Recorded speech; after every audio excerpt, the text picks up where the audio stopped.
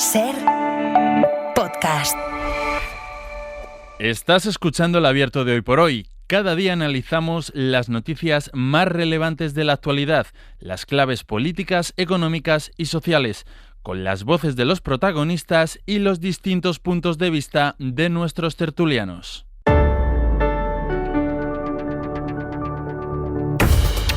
El abierto de este jueves 8 de mayo lo vamos a compartir con Mariola Urrea. Mariola, buenos días. ¿Qué tal? Muy buenos días. Cristina de la Hoz, bienvenida. Hola, buenos días. Y Carlos Sánchez. Hola, Carlos. Muy buenos días. Vamos a ir, si os parece, nunca es mal plan, pero vamos a ir, esta vez nos manda también un poco el interés informativo, la actualidad. Vamos a ir a Roma para ver qué puede ocurrir en el día de hoy. Decíamos ahora, antes de empezar, Cristina, esta capacidad magnética que tiene el Vaticano de generar en torno a una chimenea esta expectación mundial en todo el mundo, pendientes, y todas las teles del mundo aquí las tenemos puestas con la ventanita en directo de lo que pueda salir de esa chimenea. Es un espectáculo sin duda global, ¿no? Y que genera, yo creo, que una enorme fascinación por toda la liturgia, todo el secretismo que la envuelve, esas deliberaciones, ese escenario. Es decir, en el fondo, quizá para muchos sea frivolizar, pero se trata de un gran espectáculo audiovisual y cinematográfico.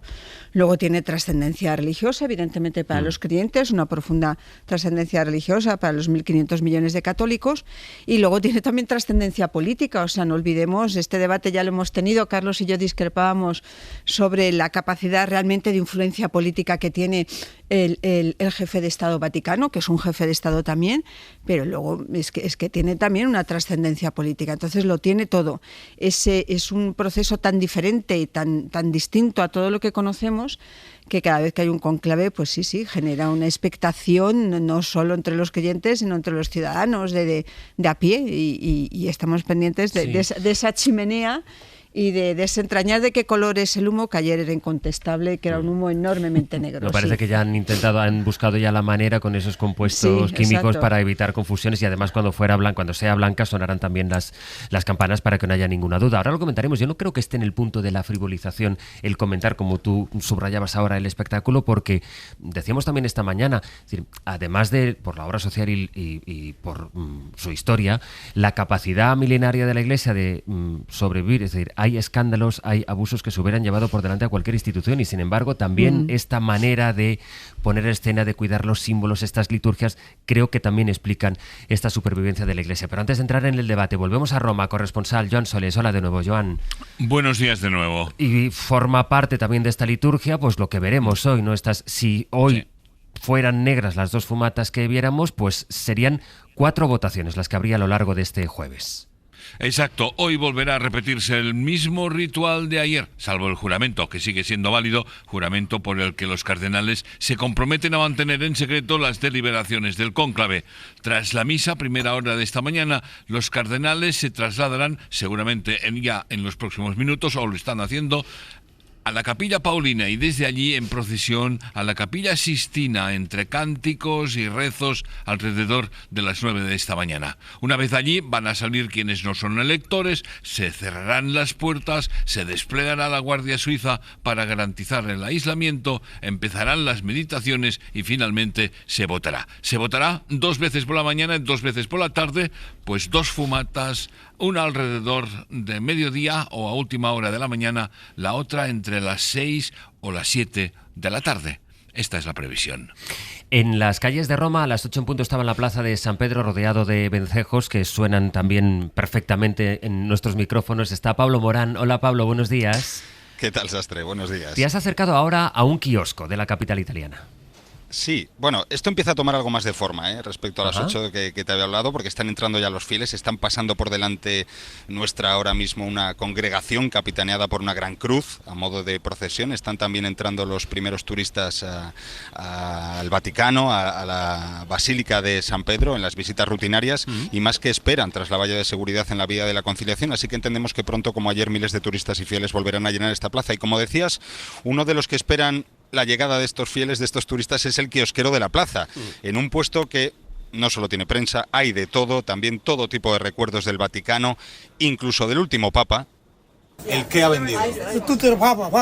Papa Francisco. Ajá. Sigue vendiendo recuerdos del Papa Francisco, al menos ayer, nos cuenta Sastre, a la espera del nuevo rostro, del nuevo Papa que se estampe en esas medallas, en estas estampitas, en estos rosarios que ofrece en su puesto.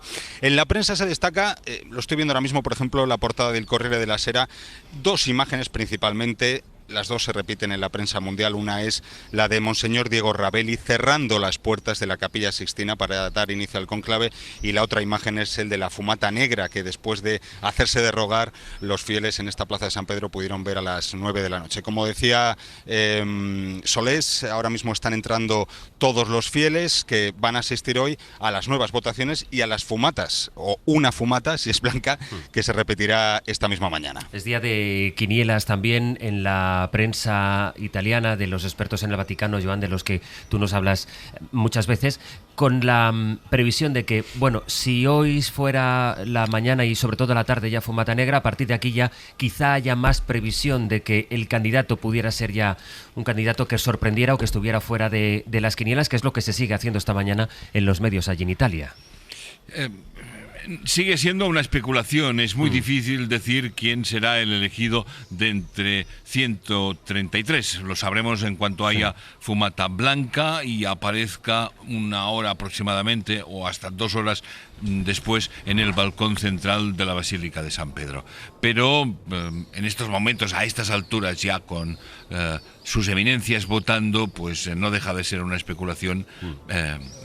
Citar de nuevo las figuras en esa división que se produce, que no sabemos cómo evolucionará entre los partidarios de las reformas en la Iglesia y los detractores de estas reformas. Lo iremos viendo, sobre todo a partir de las 12, cuando habría que estar pendientes otra vez y volveremos a ver esa ventanita que conecta en directo, minuto a minuto, segundo a segundo, con la chimenea instalada ahora en la Capilla Sixtina. Pablo, vuelvo contigo al final del abierto, si te parece, para que actualicemos cómo está la situación en torno a la Plaza de San Pedro. Venga, seguimos por aquí recorriendo la plaza. Solés, un abrazo, cualquier cosa, línea conectada estos días más que nunca. Hasta luego. Y decíamos, Mariola, que este ritual que también describía ahora Solés forma parte de la influencia de la Iglesia, que está a punto de tomar su decisión encarnada en una persona más trascendente. ¿Qué camino seguir? Si seguir con el camino, digamos, más aperturista o reformista que de alguna manera encarnó Francisco, o en cambio entregarse a las pulsiones de los sectores más conservadores. Efectivamente, ese es el desafío que tienen esos 133 cardenales que están reunidos en la Capilla Sixtina. Pero déjame, Sastre, que vuelva un poco a ese elemento en el que tú incidías y que a mí me parece de gran trascendencia. Cualquier organización política o religiosa, y la Iglesia, en ella concurren esas dos características, ¿no? Es una comunidad religiosa, pero también tiene un componente político que nadie puede ignorar. Necesita, para asentarse, para consolidarse y para hacerse sostenible en el tiempo, la Iglesia ha demostrado que esa fuerza la tiene, 3 elementos: el mito, el rito y el símbolo.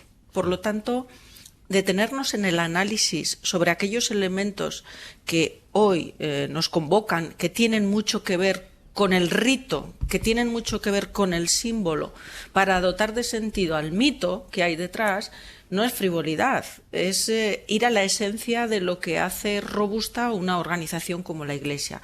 Y el desafío ahora es también para esta Iglesia enfrentarse a los desafíos del mundo. Y obviamente la lógica entre optar por la continuidad reformista que ha impulsado Francisco, el Papa Francisco, o bien dar un paso atrás y volver a lo que algunos ansían, que es la esencia del conservadurismo más moral. Bueno, pues esa es la lógica en la que están esos 103 señores. Bueno, veremos a ver por qué optan, pero yo creo que la pelea, si podemos también utilizar este palabra, ¿no? Aquí la pelea va a ser dura. Y ayer el humo negro, tan negro, apuntaba que la cosa no está nada clara todavía. Bueno, la liturgia forma parte indeleble de la Iglesia prácticamente desde su nacimiento, ¿no? No se entiende la Iglesia, no se entiende una misa, no un oficio religioso sin su liturgia. Por ejemplo, yo creo que por eso nadie, como la Iglesia Católica, sabe utilizar la liturgia, porque está plagada de símbolos. Entre otras cosas porque la liturgia y los símbolos forman parte del poder. Es decir, el poder que tiene la Iglesia prácticamente desde la Edad Media está basada, digamos, en esos símbolos que hacen que el individuo se sienta mucho más pequeño respecto al sacerdote, respecto a quien está impartiendo la religión. Imaginaos una catedral en el siglo XV o en el siglo XIV o en el siglo XVI, lo que significaba para un pobre campesino, y de pronto encontraba a alguien vestido con unos extraordinarios, con muchísima liturgia. Pues eso es el poder. Es decir, eso el ejército también, digamos, ha tomado buena parte de su liturgia y de sus símbolos, están tomados de la Iglesia. Es decir, y eso se manifiesta cada año, por ejemplo, en las procesiones. Es decir, que tiene una estructura muy militar y una estructura muy litúrgica, precisamente por eso, porque forma parte del poder. Y por eso la Iglesia no va a abandonar nunca este tipo de liturgia, porque es su razón de ser casi. Es decir, le separa mucho a los ciudadanos y influye incluso miedo en muchos aspectos. Yo creo que lo que está cambiando es, y eso lo hablaremos si queréis con más detalle ahora mismo, lo que está cambiando es que una cosa es el Vaticano y otra cosa es la Iglesia. Yo creo que tendemos a confundir las dos cosas. La Iglesia es mucho más rica que el Vaticano. Es decir, cuando decimos si se va hacia una vía más progresista, una vía más conservadora, la Iglesia se está transformando todos los días, porque está pegada a la realidad. Es decir, una misionera que está en África sabe lo que está pasando en África. Alguien que es un cura filipino que está ya casado sabe lo que también es la Iglesia, y no es el Vaticano. Es decir, yo creo que la Iglesia se mueve al símbolo al signo de los tiempos, y por eso ese debate creo que es demasiado vaticanista, pero poco referente en cuanto al contenido real de la Iglesia, que también es Cáritas, también son las parroquias, también es la gente que está en muchos sitios y que no tiene ninguna importancia para lo que ocurre en el Vaticano. ¿Y vas a decir, Mariola? No, decía que, fíjate, Carlos, yo no planteaba el debate en términos de un nuevo papa progresista o no progresista. Yo creo que esas son categorías que no encajan vaticanistas, bien. Que no encajan bien en lo que es la descripción de lo que ocurre en esta organización. Pero no podemos ignorar que el sumo pontífice, que es el líder espiritual de esa Iglesia de la que hablas, y también es jefe de Estado, planteaba Cristina, ¿no?, del Vaticano, de ese microestado, que tiene una acción diplomática muy determinada y en ocasiones muy influyente, y además la utiliza cada vez que puede. Esa foto maravillosa en la propia funeral del Papa Francisco entre Donald Trump y Zelensky en la capilla, en la basílica, al fondo un purpurado. En definitiva, manejan todo eso perfectamente. Las categorías, digo, de progresista conservador quizá no funcionan bien, pero no podemos ignorar que hoy la Iglesia tiene un desafío al nombrar al nuevo jefe, líder espiritual y jefe de Estado. Y el desafío es continuista con el afán reformista o una versión mucho más, dogmática y conservadora, de una Iglesia más clerical, frente a una Iglesia menos clerical, que era por la que apostó Francisco y por la que pagó su precio, porque Francisco era sobre todo eso, un papa anticlerical, apostaba más por una versión de la Iglesia en los términos que tú has descrito, la conectada con las misiones, la conectada con esa obra social, pero esto no lo podemos ignorar. Yo no hablaría de progresismo conservadurismo, pero sí de reformista o no reformista, de continuista con la puerta abierta o no. No es ajena al mundo, es decir, o alineada con unos intereses y unos gobiernos de ultraderecha que no solo están maniobrando, además, maniobran como, es decir, el fallecimiento del Papa Francisco viene en un momento de una enorme inestabilidad internacional, con el triunfo de Trump, con el tema de Ucrania, de Gaza. Es evidente que ha habido movimientos de todo ese entorno, ¿no?, trumpista, de MAGA, de Steve Bannon, precisamente por la importancia y la trascendencia que tiene la figura del Papa y el jefe de Estado Vaticano. Es evidente que es un objeto de deseo por determinados sectores ultracatólicos y la ultraderecha y ultraconservadores. Es verdad que se ha insistido mucho en que la mayor parte del colegio cardenalicio fue designado por Francisco. que además lo amplió de manera que tuviera representación, hubiera una representación territorial mucho más amplia. Y se rejuveneció, aunque todos nos parezcan señores muy mayores, algunos todavía no tienen los 60 años, ¿no? Y sí, son los que menos posibilidades de papa tienen, porque tienden, por lo que se ve en la teoría, y esto es que te cargas con 30 años de papa. Claro, los vaticanistas es que se suele elegir a papas, a papables ya de una cierta edad, para que no haya efectivamente un papado de 30 años. En el Tribunal Supremo de Estados Unidos ocurre lo contrario, que cada vez están buscando gente más joven para estar más tiempo. Y luego, luego tiene que seguir la Iglesia con debates internos importantísimos, porque si bien yo creo que el Papa Francisco avanzó mucho sobre los temas de la pederastia, he tenido la oportunidad de escuchar lo que dicen muchas de las víctimas de los abusos de la Iglesia, y dice que no, que todavía te queda un larguísimo recorrido para resarcir a esas víctimas. Está el tema de la corrupción, está el tema que yo creo que lo empezó a esbozar el Papa sobre el papel de la mujer en la Iglesia, es decir, aparte de las cuestiones y de el papel que juega en el tablero internacional, tiene cuestiones internas de calado muy importantes. Y aunque es verdad que no podemos hablar en términos de, digamos, de progresista, pensando que, no sé, que un papa de repente va a decir, oye, que esto del aborto no está tan mal, es impensable. Francisco no cruzó determinadas líneas rojas porque no las puede cruzar. El perfil de quien le suceda es fundamental para el devenir de debates de profundo calado. Mira, Mariola, y voy con Carlos. Sí, muy rápido, Carlos. Hay uno que es clave para lo que es la propia organización de la Iglesia y para lo que es la comunidad cristiana, que es la sinodalidad. Que es un término que yo aprendí a raíz del fallecimiento del Papa Francisco. Sí. Ha habido ya el Papa Francisco lo impulsó y fue un abanderado de lo que es una iglesia menos jerarquizada y una iglesia donde más democrática. En el lenguaje vaticano tampoco les gusta esta categoría, porque en su narrativa no encaja bien, pero para que todos nos entiendan, esta era la apuesta, ¿no? Donde las decisiones se tomaran de una manera más colegiada, más democratizada, más asamblearia, si se quiere, por utilizar categorías también políticas más fáciles para los que no están familiarizados con la comunidad cristiana. Bueno, pues el nuevo Papa va a tener que decidir si continuar por aquí o no. Por lo tanto, no es irrelevante lo que está ocurriendo en la Capilla Sixtina. Intervenga o no el Espíritu Santo. Muy brevemente, no solamente la derecha o la ultraderecha está intentando instrumentalizar el papado o al Vaticano para sus intereses, sino incluso los partidos mayoritarios. Es uno de los fenómenos que estamos viviendo en los últimos años en muchas democracias, con partidos muy consolidados, partidos de gobierno, en la utilización de la religión, digamos, para ganar votos. Y así hay que decirlo, que decir, el señor Donald Trump representa justo lo contrario de la Iglesia católica o del cristianismo, representa justo lo contrario. Y él va al Vaticano porque sabe que ahí tiene muchos votantes católicos. Y eso está ocurriendo, fíjate, hace pocos días hubo cierto revuelo en Francia porque Macron sugirió que debía ser un papa francés. Es decir, evidentemente porque le gusta el Macron ha hecho lobby allí. Claro, por eso digo yo. Es decir, la utilización de la religión con intereses políticos es tan viejo como la propia religión. Pues ya que Cristina ha mencionado la palabra lobby, que es la que también enmarca el debate político español, a la vuelta vamos con lo que ocurrió ayer y ocurrirá hoy en el Congreso de los Diputados. El Abierto. Ser podcast.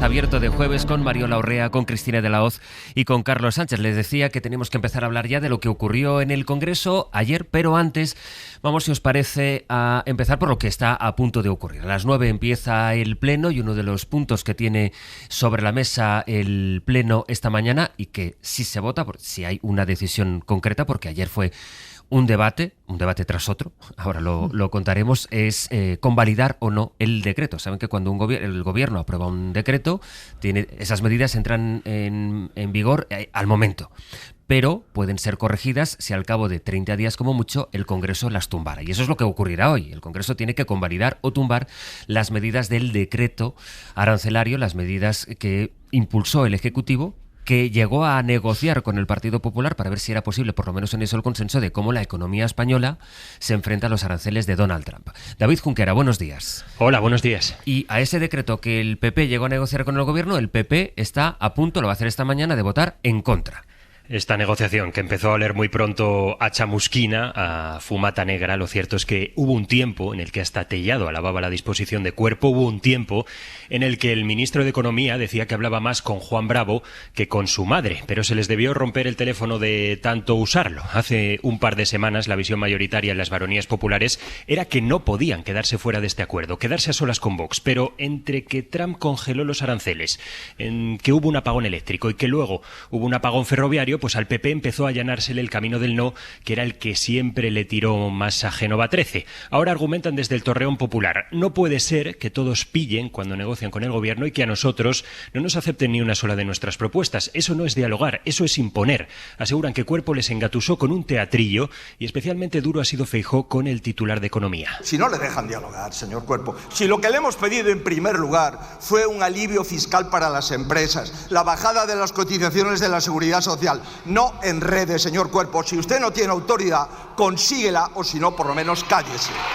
No nos vamos a abstener por amor al arte y quien quiera ligar a Feijóo con Trump lo va a tener complicado, dicen unos populares que no temen a los estragos que pueda provocar su no, a diferencia de lo que pasó con las pensiones. Nada puede echarnos en cara, el dueño de la patente del no es no. Por tanto, estamos hablando de millones para empresas, millones de euros movilizados para ayudar a las empresas que puedan verse afectadas por esta guerra de aranceles de Donald Trump, que ya saben que él ha decidido dejar en suspenso a la espera de las negociaciones con Europa, pero ya veremos. Y que de momento lo que ya tiene en vigor son unos aranceles del 10% para todo el mundo. A esto el Partido Popular vota que no, con el argumento y el enfado que lo escuchaban de Feijóo de que el gobierno, ellos le han propuesto al gobierno medidas y el gobierno no les ha comprado ni una de esas medidas que proponía el Partido Popular. ¿Qué va a pasar esta mañana? Pues si todo va según lo previsto, el decreto saldrá adelante por dos razones. Porque Podemos se abstiene y porque Junts, es importante incidir en esto, Junts se comprometió a votar a favor. ¿Qué ocurre? Que las votaciones de Junts ya saben que pues hay que esperar hasta el último momento. Pero en el gobierno, David, cuentan con que Junts votará a favor. Sí, pero lo que va a pasar, Sastre, es que aquí en Madrid también nos vamos a morder las uñas con otra votación, como en Roma.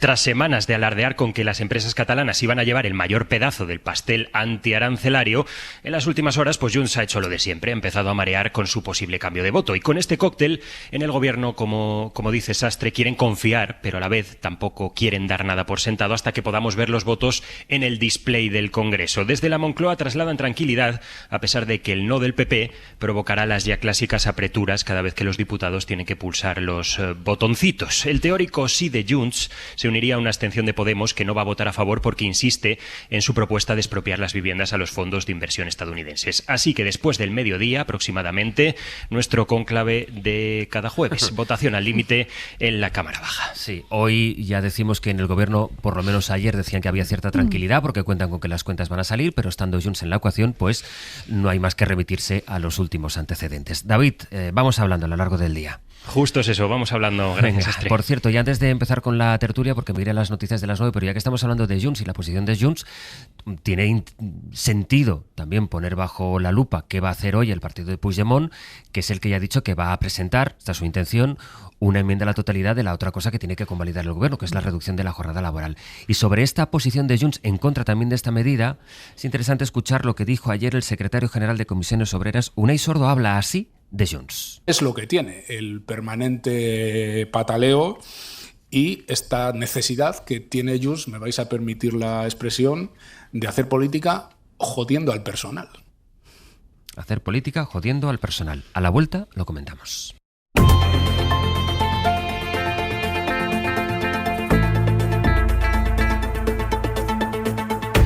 Carlos Sánchez, Cristina de la Hoz y Mariola Urrea comentando en este punto de la mañana ya ese pleno que empezaba a las 9 en punto en el Congreso de los Diputados y que tiene como uno de los puntos del orden del día el decreto para hacer frente, para que la economía española se enfrente con mejores condiciones a la guerra de aranceles de Donald Trump. A partir de todos los elementos que exponíamos antes de las 9, Carlos, sobre la mesa, ese rechazo del PP que justifica en que dice que el gobierno no ha querido negociar con ellos y también como el gobierno, escuchábamos a las 9 decía Patxi López, decir, no, pero bueno, tranquilidad, porque Junts va a votar que sí, a pesar de que Junts tiene esa política que describía con esa crudeza Unai Sordo.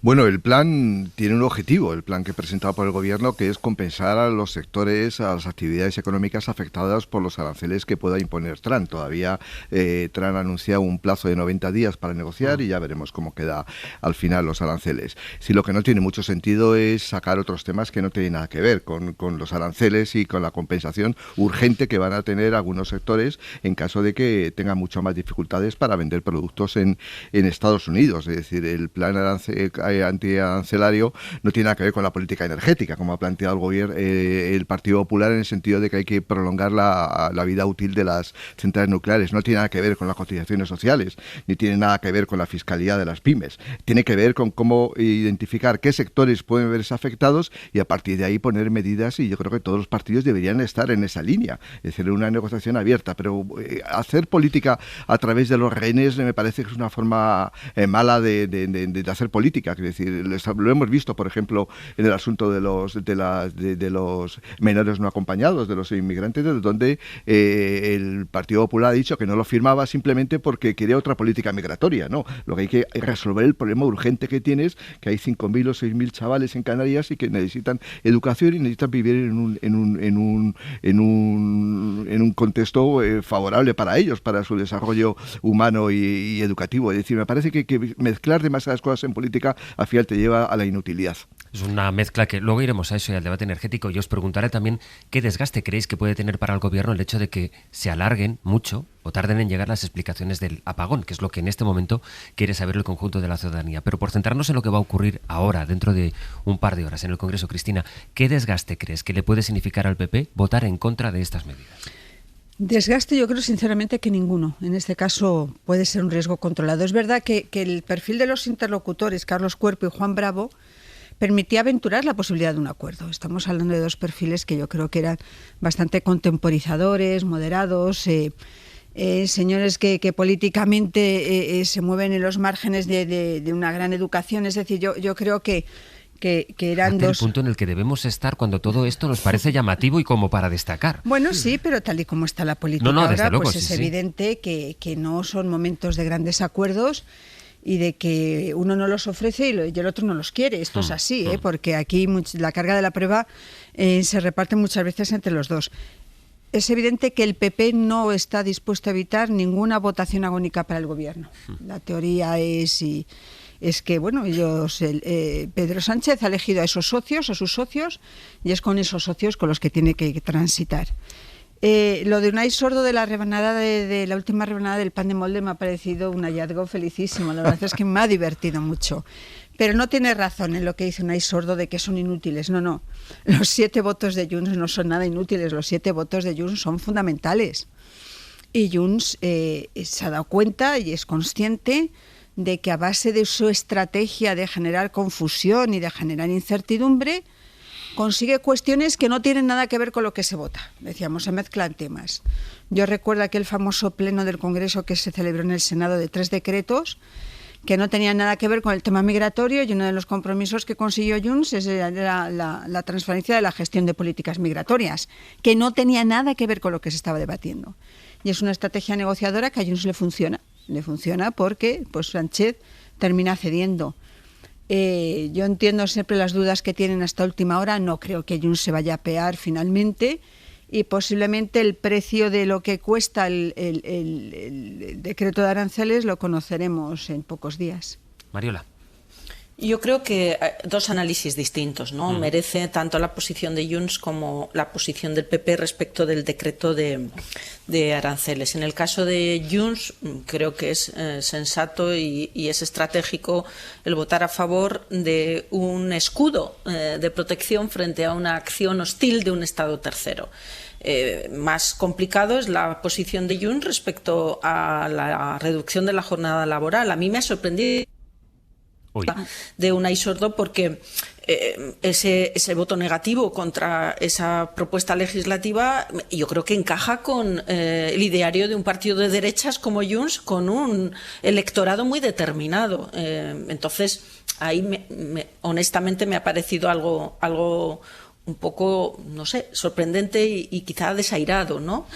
Pero yendo a lo mollar, quizá, que es la posición del Partido Popular, para mí el voto en contra hoy del decreto de medidas contra los aranceles, honestamente, el decreto ley, es honestamente un error. Y sumariamente en 3 puntos lo justificaría. El primero, porque un partido de gobierno no puede quedarse fuera de un escudo de protección frente a una acción hostil de un Estado tercero. Segundo, porque votar de la misma manera que Vox, cuando Vox está alineado con las tesis de Donald Trump, creo que no es inteligente para un partido como el Partido Popular, que le permitía de esta manera aislar a Vox. Y 3, y sobre todo, porque que no acepten tus propuestas en una negociación no debería ser un problema que tenga que explicar el Partido Popular. Debería ser una responsabilidad que deba explicar el Gobierno. ¿Por qué el Gobierno no es capaz de incorporar unas o otras pretensiones, sean más o menos sensatas, del Partido Popular? Es decir, lo inteligente en este caso del Partido Popular es hacer de la necesidad virtud, devolverle la responsabilidad al Gobierno y decir por qué no es más flexible con el líder de la oposición. Y sobre todo, es infantil hacer de una negativa del Gobierno a tus pretensiones un berrinche político. El Partido Popular es un partido maduro, no es un recién llegado a la política. Entonces, caer en el berrinche político a mí me parece casi, genera casi, no sé qué adjetivo utilizar, pero desde luego no da pruebas de madurez política. Como decía Jordi Pujol, es que no toca además. Es decir, yo creo que tenemos que acostumbrarnos a hacer una política mucho más pegada a los problemas reales. Yo creo que hay momentos políticos en los que tiene que ser muy duro con el gobierno de turno. Este es en la oposición, este es en el gobierno. Tienes que ser muy duro. Cuando está planteando, por ejemplo, legítimamente el Partido Popular piensa que hay que prolongar la vida útil de las centrales nucleares. Y es legítimo ese puedes compartirlo o no puedes compartirlo, pero tiene derecho a poner su posición. Cuando hay un debate sobre política energética. Pero cuando estamos hablando de algo muy concreto, que dice que dentro de pocas semanas puede entrar en vigor aranceles del 20, 25, 30% para determinados productos que vais a impedir vender aceitunas, vender aceite, vender muchos productos agroalimentarios a Estados Unidos, problemas de acero, problemas que afectan a los trabajadores, tienes que identificar perfectamente cuál es el problema y a partir de ahí intentar resolverlo, porque esa es la utilidad de la política. Si el Congreso de Diputados no es capaz de sacar adelante, imaginémonos que hoy se tumba el decreto del gobierno. Es decir, ¿en qué estado estaríamos en el siglo XXI en la que no hay medidas de un gobierno porque no le aprueba al Parlamento medidas para compensar a los sectores afectados por una política de un tercer estado? Me parece que eso es la política. Es decir, lo otro son discusiones que no llevan a ningún lado. Que si Junts tiene 7 votos, es muy importante que tenga 7 votos, pero es que es inútil un partido así. Un partido que simplemente hace política para mantenerse en la opinión pública, pues me parece que es inútil. Y yo por eso creo que tiene razón Unai Sordo cuando lo plantean esos términos. Y Mariela. Hay un elemento de análisis como el que estaba proponiendo Carlos, que es la idea de política útil y muy centrada, muy pragmática, muy centrada en cuál es el problema, cómo encontramos el instrumento que mejor solucione ese problema y con qué mayorías contamos para ello, ¿no? Y quién se suma a ser el agente que resuelve problemas o quién se empeña en poner palos en la rueda. Pero yo creo que hay otra vertiente también y que tiene que ver con la coherencia política. Y yo tengo la impresión que en los últimos tiempos el Partido Popular es un actor político marcado, vertebrado por la incoherencia permanente. No es capaz, o por lo menos yo no soy capaz, como analista político, de describir cuáles son su línea política de acción en los grandes temas. Has citado, Carlos, con acierto el de la energía. Pero ¿cuál es la política energética del Partido Popular?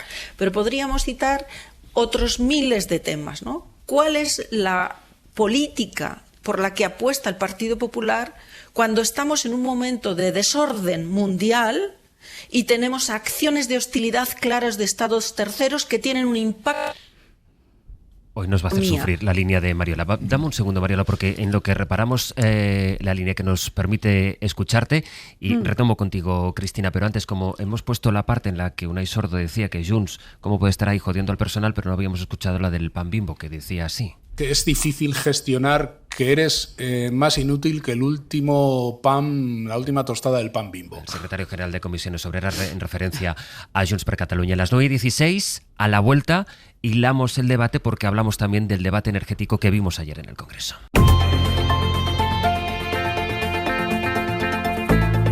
El Abierto. Ser Podcast. Con Cristina de la Hoz, Carlos Sánchez y Mariola Urrea analizando, pues eso, lo que va a pasar hoy en el Congreso, al hilo también de lo que sucedió ayer en el Congreso. No deja de ser paradójico que los mismos que acusan al Ejecutivo de no haber dado aún ninguna información sobre el apagón, llevan días recomendando una solución, que consiste, qué casualidad, en su agenda ideológica y en los intereses de algunas empresas energéticas que tienen propiedad en las centrales nucleares. Ver a España en el caos, dejar sin electricidad a todo el Estado y tener que pedir el rescate energético a Marruecos y a Francia nos abochorna. Y es que desconfíen de quienes les dicen que esto va de renovables o de nucleares, porque no es así. Se ha esforzado tanto en aparentar que son los más verdes del mundo que llevaron a España a negro. Aceptar que su modelo energético ha fallado. Efectivamente, no va de renovables o de nucleares, va de renovables y de nucleares, señor Sánchez. Está en su derecho. Pero, en fin, si usted elige la opción de convertirse en portavoz de las grandes energéticas nucleares, pues le sugiero que lo haga desde la sala de prensa de una de esas empresas, no desde esta tribuna.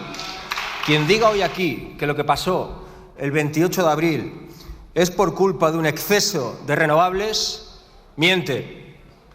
Y quien diga hoy aquí que lo que pasó el 28 de abril es por falta de nucleares, miente. Miente porque quiere intoxicar, o miente porque quiere cobrar, o miente por ambas. Necesitamos una red eléctrica 100% pública, eficiente y resiliente, una red que garantice la seguridad energética. Los pasajes del debate que pudimos escuchar ayer en el Congreso, en el que Sánchez habló de lobbies, habló de los ultrarricos, en definitiva, llevó la discusión a ese terreno entre renovables y nucleares. Guillermo Lerma, hola de nuevo.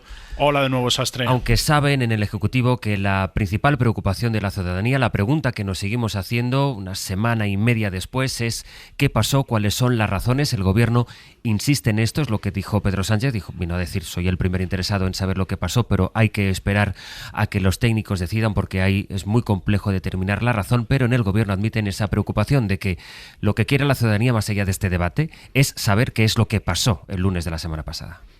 Sí, lo que hizo Sánchez ayer, Sastre, fue sortear, digamos, esa falta de información sobre el cero eléctrico que sufrió nuestro país el pasado 28 de mayo, entrando de lleno en el debate sobre la energía para defender el uso de las renovables frente al impulso que algunos partidos quieren dar a la nuclear aprovechando el apagón. Así que más que explicaciones, que el Ejecutivo asegura que todavía no tiene, lo que hizo ayer el presidente fue dar argumentos para contrarrestar el cuestionamiento que la derecha está haciendo de su política energética. En la Moncloa reconocen, como decías, que esa no es la respuesta que los grupos o la ciudadanía esperaban, porque no pudo dar una aclaración, una respuesta clara sobre qué provocó el apagón, pero en el equipo del jefe del Ejecutivo defienden que tampoco se la pueden inventar. Admiten que esa falta de información 10 días después de lo sucedido da mucho margen a la derecha, que lo que intenta es apuntalar la idea de que el Gobierno no actúa con transparencia, de que oculta de forma deliberada esa información, pero saben que vienen días por delante de mucha campaña de desgaste por parte de la oposición. La semana que viene, de hecho, será la vicepresidenta tercera, Sara Agesen, la que tendrá que comparecer ante el Pleno y tampoco para entonces se espera que haya una aclaración. Los socialistas asumen, por tanto, que esa ofensiva de la oposición en las próximas semanas va a ser fuerte, pero creen que hay que mantener la posición sin dar datos hasta que no haya conclusiones certeras de la investigación. Recuerdan además que al margen de la batalla política de los partidos hay también otra pugna económica, que es la que están librando las compañías privadas, que tendrán que hacer frente, dicen, a grandes indemnizaciones si finalmente se demuestra que tienen alguna responsabilidad, y ellas, esas compañías privadas, recordaban ayer varios miembros del Gobierno, también hacen presión. Guille, gracias. Hasta luego. Pues por aquí voy, Cristina, a retomar el debate. Antes Mario le apuntaba precisamente eso, a la política energética del Partido Popular. El Gobierno ayer, escuchamos al presidente del Gobierno cómo hizo esa defensa de la energía renovable, aunque son conscientes, como bien nos describía ahora Guillermo, que lo que falta son las explicaciones de lo que pasó el día del apagón. Sí, ya nos han avisado que las causas del apagón tardaremos meses en conocerlas. No hubo ni razones de por qué se ha producido un hecho tan grave como un apagón eléctrico que tiene consecuencias económicas de primera magnitud, ni tampoco hubo disculpas sobre ese acontecimiento, ¿no? Hubo una reivindicación de que se actuó rápido y de que en pocas horas se recuperó el suministro eléctrico. A mí me encantaría que este país fuera capaz de un debate energético sereno, desideologizado y en manos de los expertos, ¿no? Y siempre acabamos con esta extraña sensación de que las renovables, que a mí me parece un descubrimiento feliz, de que las renovables son de izquierdas y la energía nuclear de derechas. Un debate que han superado otros países de nuestro entorno, como entre otros los verdes alemanes, ¿no? Podemos optar por ese modelo o no, pero es verdad que se ha considerado, no hablo tanto, yo no tengo claro, yo formo parte de una generación de españoles que llevamos la chapita de nucleares no gracias y el sol sonriente, no sé si la recordáis, o sea que tampoco tengo yo muy claro, no soy yo una de las que apuesten por la energía nuclear, pero me encantaría que alguien me explicara si es necesario o no realmente, en algunos casos concretos, pues ampliar la vida útil de algunas de las centrales nucleares mientras se culmina el proceso de transición energética. Yo he escuchado a expertos partidarios de ese proceso de transición energética criticar que si bien se ha avanzado en el aspecto de la instalación de plantas fotovoltaicas y de molinos de viento, parques eólicos, poco o nada se ha avanzado en la distribución y en el almacenamiento y está todo muy descompensado. Y mientras esto sea así, si se necesita o bien el gas o la energía hidroeléctrica o las nucleares para mantener la estabilidad del sistema. Luego se habló de los poderosos, de los ultrarricos. Yo creo que aquí hay que comentar algo muy básico. Las grandes empresas que están detrás de las empresas renovables de este país son pues Iberdrola, Endesa, Acciona, Naturgy, es decir, son las propias eléctricas las que están detrás de esos grandes campos eólicos, o sea que es que no son ajenas tampoco a la apuesta por las renovables. De hecho, yo recuerdo de como un debate en el seno del gobierno cuando todavía Teresa Rivera era vicepresidenta sobre si se tenían que levantar o no el impuesto especial a las eléctricas porque eso había supuesto que dejaran de invertir en renovables. O sea que es que detrás de la energía renovable también están esos ultrarricos y esos poderosos de los que hablaba ayer Sánchez con cierto tono, yo creo que muy populista. Sí, necesitamos en este país un debate y posiblemente llegásemos a la conclusión de que para este proceso de transición que parece imparable, a lo mejor sí necesitamos todavía mantener las centrales nucleares que sean necesarias. Y poco más puedo añadir. Claro, me resulta muy llamativo, no conocemos los motivos, pero la culpa no ha sido de las renovables y posiblemente la situación la han empeorado las nucleares, ¿no? Porque si no conoces los motivos, pero sí das por hecho una serie de presupuestos que no tienes por qué dar por hecho, porque se supone que no sabes cuál ha sido el error y el fallo real del sistema. Un poco el argumento que le utilizó Feijóo en la tribuna cuando le dijo, ¿cómo sabe usted que no? Claro, sí, a menos que nos esté ocultando las causas, dijo Feijóo. Tenemos 700 millones de datos. Creo que no exagero, han dicho 700 y pico millones de datos, ¿no? Pues bueno, no hay por qué descartar ninguna posibilidad de que hay algo que ha podido fallar en el desarrollo de las renovables de este país. Me interesa mucho, tú que vienes, Carlos, del periodismo económico, tu interpretación de cómo el debate sobre a partir del apagón ha derivado en este debate también ideológico, como bien reseña ahora Cristina, en torno a las fuentes nucleares, fuentes energéticas. Tiene razón, en mi opinión, Núñez Feijóo cuando plantea que esto no va a un debate entre nucleares o renovables. Es un debate entre renovables y nucleares. Pero eso es precisamente lo que está sucediendo ahora mismo. Es decir, en el año 2019, los operadores, las eléctricas, los propietarios de las centrales nucleares llegaron a un acuerdo, un protocolo firmaron, en el que se fijaba un calendario de apagado de las nucleares a largo plazo. Y se dijo que empezaba en 2027 y acababa en 2035. Estamos en ese proceso. Y de hecho, las centrales nucleares cada vez son menos relevantes en el mix eléctrico en España. Para que la gente lo entienda, la capacidad instalada, la potencia instalada en España son 130.000 megavatios, 130.000. La potencia instalada en las centrales nucleares funcionando al 100% son 7.000. Por lo tanto, es prácticamente un 5% o un 6% de la potencia instalada en el conjunto del país. Son cada vez menos relevantes. Y si miráramos hace 20 años, veríamos que el 20% del mix energético tenía que ver con las nucleares. Es un proceso que va asumido por las compañías eléctricas desde por lo menos del año 2019, el cierre de las centrales nucleares. Y dentro de 10 años, si todo va bien y tenemos una buena seguridad energética, pues probablemente tengamos la inmensa mayoría, sería como ahora, renovables. ¿Por qué son importantes las nucleares? Siempre no hay que apagarlas inmediatamente, porque tienen lo que se llama el respaldo a las ineficiencias que pueda producir las renovables. Y por eso no se hace el apagón de un día para otro. Es decir, estamos en eso. Hasta el año 2035 va a haber un proceso de apagado de las centrales nucleares, insisto, asumido por las compañías eléctricas en el año 2019 en un protocolo que está publicado en el Boletín Oficial del Estado. Es decir, no es un documento secreto del gobierno con las nucleares. Y entonces lo que tenemos pero cuando hablamos del debate nucleares, y eso se lo cayó ayer el presidente del Partido Popular, tenemos que hablar de los residuos. ¿Qué política de residuos tenemos? Porque ahora estamos pagando mensualmente a Francia para llevarlos allí, porque ningún municipio de España, solamente había uno y el gobierno lo tumbó en Cuenca.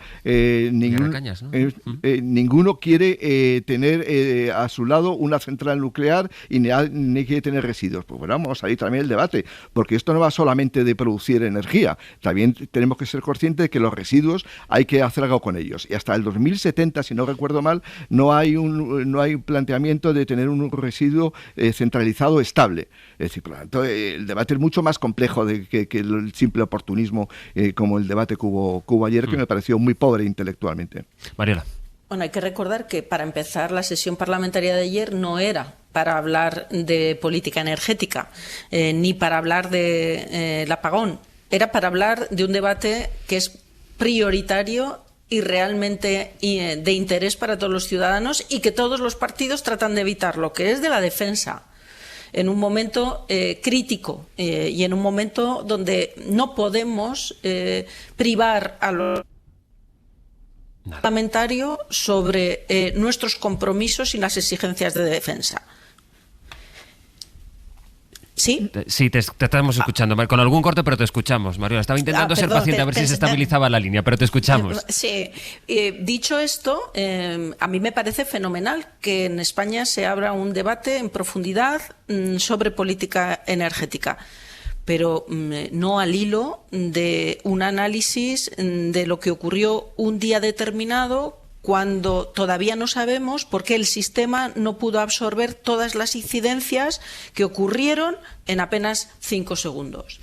Entonces, a mí también me parece que no podemos caer en la trampa de la idea de pretender rescatar el debate sobre nucleares sí o nucleares no, al hilo de, en el fondo, lo que es chapotear en otro debate, que es si la oposición quiere cabezas, es decir, dimisiones por lo que ocurrió ese día, más allá de si se conocen o no se conocen las causas concretas y, por tanto, las responsabilidades. Tan difícil es en nuestro país darnos un periodo de, 90 días, 100 días, para que evolucionen las investigaciones, esperar a las conclusiones y, a partir de ahí, derivar las responsabilidades, y si hay que pedir ceses o dimisiones, que se pidan, determinar quién tiene que abordar las indemnizaciones por lo que ocurrió, y 3, convocarnos a un debate sobre política energética. Pero pretender hablar del mix energético para hablar de un problema de un día que no sabemos cuáles son las causas que lo provocaron, me parece chapotear en un debate para generar dos cosas, ruido y confusión. Y en el fondo entramos en el elemento nuclear de lo que pretende el Partido Popular, que es suscitar la idea de que en este país el gobierno genera caos. Y además ahí perdona. Voy contigo, Cristina, pero es que escuchando a Mariola me llevaba a la reflexión que es parecida a la que hemos leído esta mañana en el editorial del País, que dice: tanto el apagón del 28 de abril como el aumento del gasto de defensa para cumplir con los compromisos internacionales merecían cada uno un debate a fondo en el Congreso de los Diputados. El presidente del Gobierno quiso abordar ambos debates a la vez y lo que consiguió fue diluirlos en una repetición de la manida y confusa ceremonia propia del fragmentado y polarizado Parlamento español. Y me ha llamado la atención cómo la editorialista o el editorialista del País califica el debate que vimos ayer, que creo que es una palabra que se ajusta bastante, otra sesión parlamentaria de tono pendenciero. Dice hoy. Es que iba a ir a eso precisamente. Es que lo que vimos ayer no debía haber sido un debate, sino dos. Es que no se pueden solventar dos cuestiones de tantísimo calado como el incremento del gasto de defensa y el apagón, que a mí me parece gravísimo, en un solo debate. Y al final es verdad que nos quedamos con incógnitas tanto en un aspecto como en otro. Hablabas, Carlos, del acuerdo de 2019 de las eléctricas y del apagón nuclear. Creo que el debate sobre las cuestiones energéticas y la dependencia energética de Europa no tiene nada que ver ahora con el de hace 6 años. Y acontecimientos como el de Ucrania, Rusia, el gas, han puesto de manifiesto los grandes problemas que tiene de esa independencia energética Europa. Y creo que el debate no tiene nada que ver con el que había en 2019 ni las necesidades de entonces. Y por otro lado, pretender que un apagón como el que se produjo el 28 de abril no se convierta en un elemento de oposición por parte del primer partido de la oposición, sea quien sea ese primer partido de la oposición. Yo llevo muchos años haciendo política y sería ingenuo. O sea, no me imagino que si esto pasa estando el PSOE en la oposición, no se hubiese tirado al cuello del gobierno, porque un apagón de esta entidad en el que todo el país se va negro, en el que afecta parte de Portugal y parte de Francia, es que es una cuestión muy grave, con muchas consecuencias económicas inmediatas y de futuro. Y la sensación, oye, a lo mejor es un fenómeno absolutamente inédito que nunca se va a volver a repetir, pero esa sensación de que el sistema eléctrico español de repente tiene alguna falla, no es una cuestión que solo afecta a España. O sea, España va a tener que dar explicaciones en Europa sobre lo que ha pasado con el sistema eléctrico. Ojo. Sí, estoy muy de acuerdo con que el contexto geopolítico respecto al año 2019 ha variado sustancialmente, eso no hay ninguna duda, pero por eso precisamente se han hecho muchas cosas entre el año 2019 y el año 2025. Por eso es el impulso de las renovables en los últimos años, precisamente para tener menos dependencia exterior. España llegó a tener en algún momento el 80% de su demanda de su consumo energético venía del exterior, el 80%. Ahora estamos en un nivel del 60%. Por eso, precisamente, porque hay un nuevo contexto geopolítico, se está haciendo un impulso muy serio a las renovables. Y por eso las nucleares, como comentaba ya anteriormente, cada vez tienen menos peso en la potencia instalada. Pero claro, dan estabilidad al sistema, igual que la hidroeléctrica y el gas dan estabilidad al sistema, y esa es la gran cuestión que se está ahora es una tecnología de respaldo. Claro. Pero hay instrumentos que permiten no depender de las centrales nucleares, porque las centrales nucleares siempre tenemos pendiente el debate sobre los residuos, que parece que es que solamente hablamos de la parte positiva de la energía nuclear, y no soy nada antinuclear. Parto de la base de que no tengo tampoco nada claro lo de la energía nuclear. No soy nada antinuclear, pero claro, si abrimos el debate sobre la energía nuclear, vamos a ir a ver sobre residuos. Y me sorprende mucho porque está todo el mundo jugando con las cartas, nadie saca las cartas verdaderas. La pregunta que hay que hacer, y ayer se hacía, yo creo que con razón, el presidente del gobierno, es ¿por qué los propietarios de las centrales nucleares no han pedido oficialmente al ministerio que prolongue la vida útil? ¿Por qué no lo ha hecho? Porque están enfadadas, ¿sabes por qué? Por algo mucho más chusco, y es que como le subieron los impuestos por la gestión de los residuos, pues ahora sí que te hago la faena al gobierno. Me parece que hay que jugar hay que enseñar las cartas, y son las nucleares que tienen que decir a la opinión pública que sí las queremos, pero no lo han dicho todavía. Pero es que el gobierno ahí añadía el argumento, el presidente del gobierno, él dijo, el gobierno no está en contra de la ampliación, no ha dicho que se oponga a la ampliación del tiempo de vida de las centrales nucleares. Ahora, como decía Mario, ¿esto quién lo paga? ¿No? Que es la gran pregunta. Es decir, lo que dice el gobierno es, esto no puede repercutir sobre los contribuyentes, sino que aquí hay que abordar el debate de, las eléctricas, ¿cuánto están dispuestos a pagar pagar de el coste de esta ampliación, dice el presidente del gobierno. Pero si te puede garantizar momentáneamente que este capítulo no se va a repetir, porque ¿quién nos dice a nosotros? Yo es que me hago esa pregunta, ¿no? Pero eso se garantiza con nucleares. Que en cuanto empiece... No, para dar estabilidad, si yo no tengo nada contra la transición hacia las renovables, pero yo le he escuchado a gente que sabe de esto, a científicos del CSIC decir, ojo, desarrollemos, pero vamos a desarrollar todos los aspectos porque hemos desarrollado una parte sí y otra no. Y luego hay otra cosa... Y muy rápido. ¿Quién nos dice a nosotros? Porque como no se saben los motivos de que en cuanto empiece a hacer calor y empiece el consumo a dispararse por los aires acondicionados, no nos encontremos ante una situación similar. Demos estabilidad al sistema hasta que el proceso de transición... Yo ayer me leí muchos documentos de Red Eléctrica, del Ministerio, de organismos europeos, hablando de que en el periodo de transición, el periodo de transición efectivamente va a tener desbarajustes y hay que intentar que esto no vuelva a ocurrir. Lo que hay que hacer es invertir. Hay por matizar un dato que no es tan residual, digamos, el peso que tiene la energía nuclear. Manda de la Molina, nuestra compañera de la sección de Economía, los datos, según Red Eléctrica, del año pasado de las fuentes energéticas. La eólica lideró con el 23% de aportación a la estructuración de la generación nacional de la energía. La eólica, por tanto, la primera, el 23%, pero la nuclear es de un 20%, según los datos de Red Eléctrica del año pasado. Es decir, la eólica la primera, pero la nuclear sería la segunda fuente de entrada con el 20%. La solar fotovoltaica, 17%, el ciclo combinado, el 13%, y la hidráulica, el 13%, como principales tecnologías de nuestro mix, según datos de Red Eléctrica del año pasado. Una cosa es el mix energético, que es lo que está refiriéndose a, de la otra cosa es la potencia instalada. Correcto. La potencia instalada, 132.000 megavatios, solamente 7.000 son nucleares. Sí, pero también yo creo que era interesante contrastar este dato por quién participa del mix. Contigo concluyo, Mariola. No, yo creo que estamos hablando de las nucleares y estamos hablando de la importancia de las mismas como energía de respaldo como si no existieran o como si las hubiéramos apagado el día previo del apagón. Es decir, ese escudo de respaldo existe y el apagón nuclear está programado en una fecha determinada. ¿Aquí de qué estamos hablando? ¿Quieren las nucleares ampliar el plazo? Que lo expresen y lo digan y abriremos el debate de quién lo paga. Y segundo, pero eso es para el 2035, no para mañana. Y segundo, aquí hay otro tema que por supuesto residuos ha salido, pero hay otro tema que es también tanto o más importante como este, que es no mezclar un debate que es esencial en materia de política energética con la responsabilidad que se deriva por un incidente cuya gravedad yo no he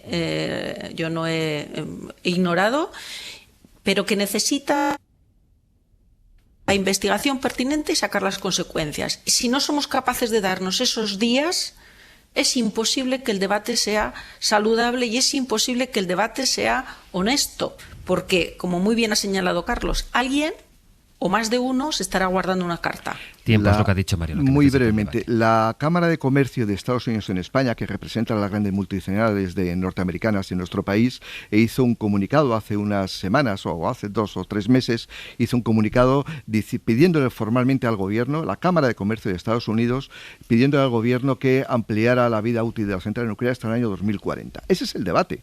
Es decir, hay que plantearlo en esos términos. Es decir, el gobierno, las eléctricas, si están de acuerdo con ello y tienen que pagar por los residuos, pues que se lo plantee formalmente al gobierno. ¿Y por qué le interesa mucho a Estados Unidos la prolongación de las centrales nucleares? Eso habría que remontarse a los años 50, cuando firmó España el Tratado de Amistad con Estados Unidos por las bases y demás. Porque todas las centrales nucleares estaban instaladas con Westinghouse, que era la gran empresa norteamericana, que es la que ponía los reactores norteamericanos. Por eso a Estados Unidos le interesa mucho prolongar la de la vida útil de las centrales nucleares. Y es legítimo, que esos son sus intereses y por supuesto que los defienden. Pero que todo el mundo juegue y que diga la también verdad. También hay lobbies de renovables. Claro, aquí por todo supuesto, el mundo juega, También hay lobbies en la parte de las renovables. No, por supuesto, hay lobbies de renovables, claro. Fíjate si es legítimo que el gobierno ha impulsado una ley que todavía no se ha aprobado en el Parlamento para que se apruebe la regulación de los lobbies. Muy breve, Mariola.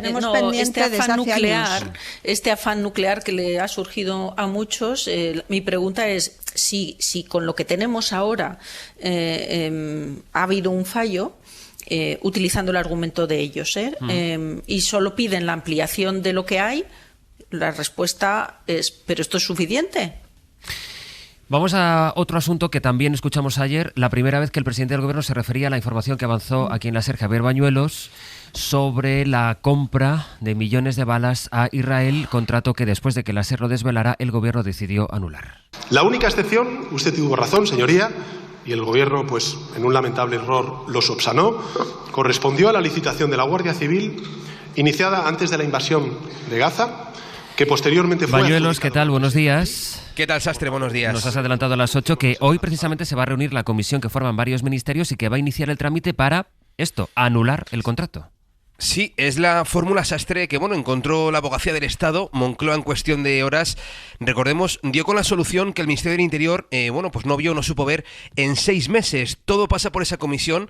Es la Junta Interministerial del Comercio Exterior de Material de Defensa que va a analizar desde hoy este polémico contrato de casi 7 millones de euros en balas procedentes de Israel. Los 4 ministerios implicados, Sastre, en este organismo, Comercio, Exteriores, Defensa y, por supuesto, Interior, van a iniciar desde hoy este trámite para denegar esa importación de los palés cargados con esos 15 millones de balas 9 milímetros Parabellum fabricadas en Israel que iban a ir destinadas a la Guardia Civil.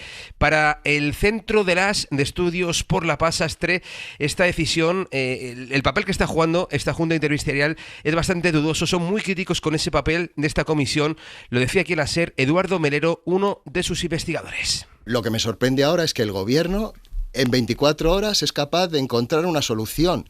Y es muy llamativo porque están adelantando ya que la Junta Interministerial Reguladora del Control de Comercio Exterior de Material de Defensa y de Doble Uso, la JIMDU, que es el órgano administrativo formado por representantes de distintos ministerios, que es el órgano que debe autorizar las importaciones de armamento, ya va a denegar esa autorización de importación de las balas, cuando ni siquiera se han reunido la JIMDU. Pues yo creo que esto demuestra que la JIMDU actúa bajo órdenes políticas del gobierno español. Bueno, lo cierto, Sastre, es que este trámite que se inicia hoy es decisivo porque aunque muchos han dado ya por anulado este contrato de munición con Israel, no es así. La decisión que tome hoy la Junta Interministerial es el paso previo y necesario, Sastre, para que Interior pueda revocar este contrato y dejarlo morir. Señor Marlaska, no sea cobarde y hable de una vez y dé la cara de una vez. ¿Va a anular el resto de contratos que tiene Israel? Respecto al contrato que me ha hecho referencia, ya ha contestado hoy el presidente del gobierno. Nuestro compromiso evidente con la causa palestina. Esto tiene que ver, Bañuelos, con lo que te quería preguntar ahora, que es que el ministro Marlaska, que no dio explicaciones en el Senado, tampoco las dio ayer en el Congreso y, por tanto, tantos días después, seguimos sin escuchar las explicaciones del ministro del Interior sobre este contrato que ha tenido que anular. Bueno, pues habrá que esperar, parece, ¿no, Sastre, a la comparecencia del 21 de mayo en el Congreso para que el ministro Marlaska explique de una vez qué falló, porque de momento, como bien apuntabas esta semana, ni en el Senado ni en el Congreso ha dado explicaciones. El ministro del Interior se escudaba ayer, de hecho, en las palabras del presidente que hemos escuchado antes, reconociendo ese lamentable error, pero desde su escaño el ministro del Interior, pues finalmente no aportaba ningún detalle nuevo, salvo lo que hemos escuchado ahora. Simplemente reiteraba el compromiso del Gobierno de España de no comprar ni vender armamento a Israel, pero lo cierto es que no daba ninguna explicación adicional desde que dimos esta información aquí en la SER. Lo cierto es que también Pedro Sánchez ayer, admitía ese error, pero tampoco señaló quién es el responsable. Marlaska no se da por aludido, pero las críticas contra él sí son directas por parte de toda la oposición, incluido también algunos socios de gobierno que siguen exigiendo su dimisión tras esta polémica adelantada aquí en la SER. Adelantada por Javier Bañuelos, de manera que aquí en esta antena seguiremos también aquí pendientes de cómo evoluciona este asunto. Bañuelos, gracias. Un abrazo. Hay una información de última hora. Seguramente recuerden el caso de Noelia.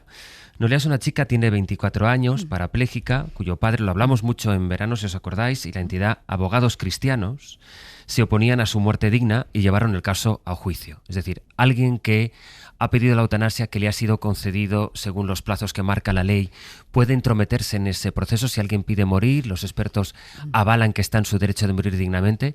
Su padre puede interferir en ese proceso a través de esta demanda que presentó Abogados Cristianos. Bueno, la justicia dio la razón a la joven, pero como esta entidad ultracatólica, Abogados Cristianos, sigue presentando recursos, la última hora está en que la juez del caso acaba de dictar que no se le puede aplicar la muerte digna hasta que la sentencia sea firme. Y para que sea firme la sentencia, pueden pasar años. Andrea Villoria, Barcelona, buen día. Hola, buen día. Sí, la justicia mantiene de momento la suspensión provisional de la eutanasia de Noelia, que vive ingresada en un sociosanitario por los dolores que sufre y que van creciendo mes tras mes. Tras protagonizar el primer juicio en España sobre la eutanasia, la jueza sentenció, como decías, que el padre no estaba legitimado para oponerse y que la paciente cumple con todos los requisitos para recibir la muerte digna. Por eso la Generalitat preguntó si podían retomar el proceso para la eutanasia, pero Abogados Cristianos lo ha recurrido y ha anunciado que seguirán haciendo hasta agotar la vía legal. Así que la jueza ha dicho que mientras sigan recursos interpuestos, hasta que no haya sentencia firme, debe mantenerse la suspensión de la eutanasia y pueden pasar años, de modo que una joven parapléjica con aval médico y aval judicial va a tener que seguir esperando la muerte digna hasta que llegue la sentencia del Supremo. No hay estimación, Andrea, de cuánto pueden ser esos años o esos recursos. Es decir, esto se puede dilatar mucho tiempo. Esto se puede... Eso es, y de ahí, digamos, la queja de la Generalitat, de los médicos, de los expertos. Ahora mismo hay interpuesto un recurso en el Tribunal Superior de Justicia de Cataluña, que todavía se debe responder. De ahí la Generalitat ya lo ha recurrido y de ahí se irá al Supremo, pero esto es un proceso muy largo. Andrea, muchas gracias. Buen día. A vosotros. Ella ha pedido morir con dignidad, según se ha aplicado la ley para morir con dignidad. Eso es. Los jueces le han dado la razón. Su padre se opone, ayudado por la Asociación Abogados Cristianos. La jueza le dio la razón, pero como su padre presenta todos los recursos, la jueza dice, tiene sentido judicialmente que hasta que no se agote toda la vía de los recursos, ella no pueda hacer lo que ha pedido, que es morir con dignidad. Esto ha ocurrido. No me queda mucho tiempo, pero Marielo, como lo hablamos mucho en verano, si quisiera saber tu opinión sobre esto. Bueno, jurídicamente me parece una barbaridad que se haya admitido la legitimación del padre para interponerse en un derecho que entiendo que es personalísimo de quien solicita morir dignamente, y luego una reflexión que va a lo humano, ¿no?, y a lo familiar. Con un padre así, que quiere que sufras hasta el día del juicio final, la verdad es que no necesitas muchos enemigos. Es un debate que tiene muchísimas derivadas, por supuesto, la moral, pero bueno, en el punto de vista legal estamos en este punto con la asociación El Padre, que presenta el recurso a través de la Asociación de Abogados Cristianos. En el día en el que estamos muy pendientes precisamente de lo que ocurre en el Vaticano, donde vamos a volver a la Plaza de San Pedro para ver si allí, Pablo, donde empezábamos este abierto, ha habido algún movimiento en esta hora y media. Bueno, aquí hay mucho más ambiente, Sastre, que cuando os hablaba al inicio del abierto. Ahora ya hay más gente, más... Lo que pasa es que, ¿sabes qué ocurre? Es muy difícil distinguir aquí quienes vienen a vivir este momento excepcional, como es la elección del nuevo Papa, de los turistas ajenos completamente a todo esto. Y en este rato que hemos intentado buscar algún católico de origen asiático para preguntarle por las opciones de un Papa procedente de allá, claro, me he encontrado con este taiwanés al que todo lo que está pasando a pocos metros de aquí, en la Capilla Sixtina, pues le pilla bastante lejos. No sabe lo que está pasando dentro, sabe que el Papa ha muerto hace unos días, pero nada más. Y bueno, nos agradece que le informemos de que dentro, en el cónclave en marcha, se está eligiendo al nuevo Papa.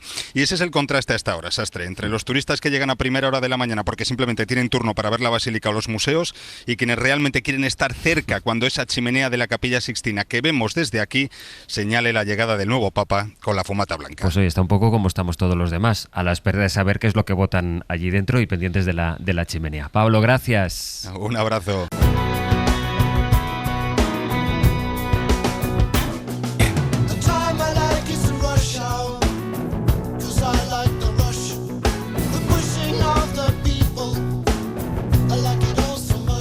Con Ana Usley y Sergio Castro, buenos días. ¿Qué tal? Vamos ahora a anticipar los contenidos que tenemos preparados para ya mismo, para partir de las 10. Ya mismo, en unos minutos, llega ya el Ministerio de Ciencia y Tecnología con Nuño Domínguez y Jaime García Cantero, que nos van a explicar qué se sabe de la sonda soviética que se lanzó al espacio en el año 72 y que puede caer en cualquier momento, calculan el 10 de mayo. ¡Qué alegría! En cualquier continente. Será un lunes, sea cuando sea, será lunes. Será lunes. ¿Tenemos papeletas? ¿Que nos está pasando un poquito de todo? Pues puede, pero ahora también apuntan a que será más probable que caiga en el agua. Venga, comentarán eso y comentarán también el perfil del nuevo ganador del Premio Princesa de Asturias de Comunicación y Humanidades. Voy a quedarme solo diciendo el nombre y ellos luego lo explican, que es Byung-Chul Han.